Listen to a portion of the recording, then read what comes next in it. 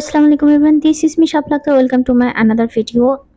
আমি যে আজকের টপিকটা নিয়ে কথা বলতে এসেছি সেটা হচ্ছে গতকাল সন্ধ্যার পর থেকে ম্যাক্সিমাম মানুষেরই ফোনে ডায়াল প্যাডটা চেঞ্জ হয়ে গেছে। তো এটা মেইনলি গুগল আপডেটের জন্য এই সমস্যাটা হয়েছে। তো যাদের ফোনে গুগল আপডেট অন করা ছিল সবার ম্যাক্সিমাম ক্ষেত্রে সবার ক্ষেত্রেই প্যাডটা চেঞ্জ হয়ে গেছে। তো আপনি কিভাবে এটা ফিক্স করবেন বা এটা ঠিক করবেন, তো আজ দেখাই দিব যে কিভাবে আপনি আপনার ফোনের এই ডায়াল প্যাডটা ঠিক করবেন। তো ফার্স্ট অফ অল আপনি চলে যাবেন গুগল প্লে স্টোরে। তো গুগল প্লে স্টোরে যাওয়ার পর এখানে টাইপ করবেন কল বাই গুগল।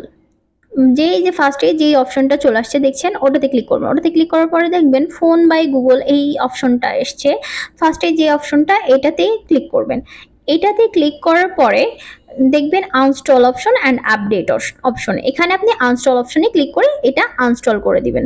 এটা আনস্টল করার পরে আপনি যখন ব্যাকে যাবেন, তো ব্যাকে যাওয়ার পরে আমিও ব্যাকে চলে আসলাম।